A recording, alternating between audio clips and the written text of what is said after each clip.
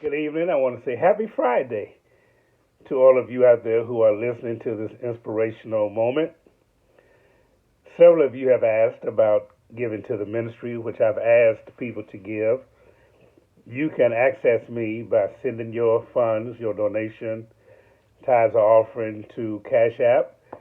That is the dollar sign Demetrius, DEMETRIUS 07. That's Cash App. There's Zelle.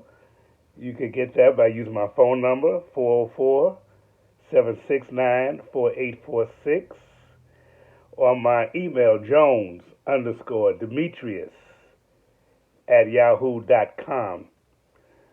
Venom, you can access me there also at Demetrius-Jones-71. That's the app sign at Demetrius-Jones-71. And then there's PayPal, where you have my phone number or my email address. I look forward to hearing from you. I hope that you will help us with this ministry to do some things. I told you last week that I would share part two of my testimony. There are so many parts.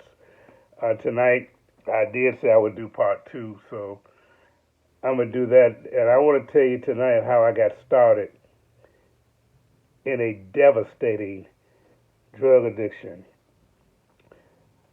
I'm at school in Michigan. I'm driving to Chicago to see parents sometime because I'm from Chicago. This particular night, because of deep depression, loneliness, I drive to Chicago to see a friend. When I get to the apartment, I go up the stairs, and my friend lets me in. I say, listen, can you fix me a sandwich? I'm going to sit up here and look at TV. It's Friday night. And this is what I'm going to do. I'm going to just relax and just look at TV. About 90 minutes have passed. I'm looking at TV, and I'm hungry, and I realize there's no sandwich. I go to the back in the kitchen. My friend is back there with a pipe in her hand and a male friend, and they're cooking up something. I know it's white, some type of white powder. I said, what are you doing? She says, I'm just trying out this cocaine. I said, well, can I have some? Just like that. Because when you're depressed, living in denial, still in shock, don't want to realize what's going on, don't want to talk to God because you're angry at life. Now you're on a path and you have no idea where you're on your way to. I said to her, I want to taste that. And the young man said, no, sir, you don't. I don't mind you tasting, but you don't want this. Please, because I'm messed up. And I don't want you to mess up. You seem like a nice guy. And I said to him, my friend, I'm a preacher. And I know the Lord. Had I really known the Lord, I wouldn't have been where I was. But I'm trying to justify. He said, if you want to taste it, I didn't even know how to do it. He said, listen, I'll hold the pipe to your mouth, and you pour slowly. And he put the pipe to my mouth, and I poured slowly. He said, hold as much as you can, and then let go when you're ready. When I let go of that smoke in my mouth, the euphoric feeling I can't even begin to express. I know that all my troubles were over in that moment to me. I was way above the clouds. Life was good. And whatever this was, I needed this in my life because it took away my depression for the moment. And I thought I could live like this. Well, if I could, whatever this was, I can just keep me some of this and I'll be all right. The devil will never be upfront with you. He'll never show you his hand. You will have no idea what you are about to get into. I didn't know that one night in Chicago on Friday night would turn into 13 years of pure chaos, mayhem, and trouble. I didn't know it would put my life at risk, my character, my personality, my ministry. I didn't go in trying to throw everything away, but that's what it seemed like. I was literally living trying to throw my life away. Selling my shoes in Chicago off my feet, taking the silk ties from around my neck. I'm not going to need them. I'm not going back in ministry. Now, I'm working on my master's to go further in ministry, but the cocaine has made me decide I really don't need ministry, and ministry don't need me. See, when you get on the devil's ground and you get locked in, you have no idea of the consequences. I didn't go in to be a drug addict. I went in to find relief, but I got much more than what I bargained for. I'm running to Chicago on weekends because I'm in the recreational stage. I don't know what stage I'm in, but I know now I was in recreation. But the addiction got deep. I can't tell you the exact moment it happened. I believe when I took the first hit, I was in trouble and just didn't know it. Because that's how the devil works. He knows what you like. And sometimes he can take advantage of you in a very vulnerable moment when your defenses are down. You're not focused. You're not paying attention. You think you got the world by the tail when the world has got you by the neck. But you don't have sense enough to know that. And all I know is I got to a point where I realized I think I'm in trouble. And I'm going to need some help.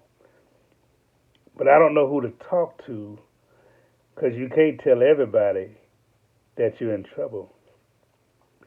You can't share your problems and your personal business with everyone. People will judge you.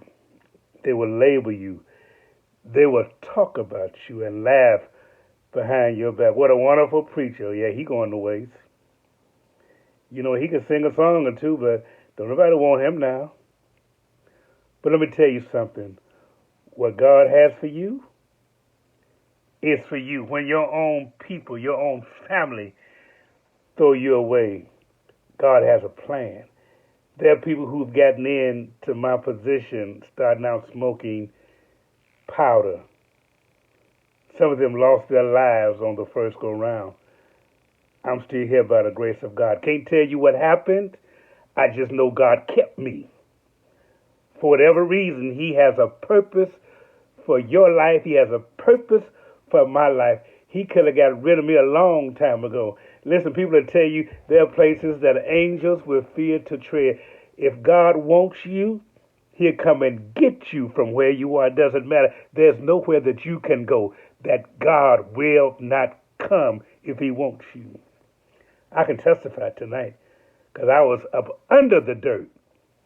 But I'm telling you, when people say he ought to throw his Bible away and he can sell his robe, God said, no, sir. I decide when it's over. The testimony that God has given me has made me stronger, more powerful. But I paid a price. It's not that God didn't have his arms wrapped around me. He did. Well, why'd you go through that to me? Just because God never saves you from consequences. He saves you from actions that are detrimental. He intervenes to save your life. But when you get into places you have no business, there are some consequences that you are going to pay for. And trust me, you're going to pay for those consequences. Somebody told me karma is really something because it never comes back the way it left. And I'm trying to tell you, I was in so deep, I didn't know if I was going or coming. People walked away. Friends stopped answering my phone calls. I couldn't get any more revivals. I could preach, but I didn't have nowhere to preach because I'm a crackhead now. That's how deep it went. embarrassing my family, my children. I didn't set out to do that. Job to job, because I can't hold a job. I didn't mean to do that, but God still had a plan. And God saw me through. I'm here tonight to tell you it is no secret what God can do, what He's done for others. He'll do the same thing for you. People can't judge me. All have sinned and come short. People will laugh and heckle and decide that he's not going to make it. But that's not their call. You be encouraged tonight.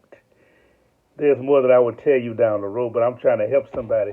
Tonight, it's Friday night, and somebody's already on a bench. Somebody's already down and depressed. Somebody's contemplating suicide. Somebody's about to drop off a bridge even as I speak. But I'm telling you, you don't have to climb a bridge. You don't have to get drunk. You don't have to buy drugs tonight. You can fall on your face and tell the Lord about your problems and allow God to do for you what you cannot do for yourself. God is able, and He'll bring you through. 13 years of drug addiction, but I'm still here. I'm on this side of the Jordan. I'm still here because God has a plan. He's got one for you. Don't you ever give up. Don't throw in the towel. Please.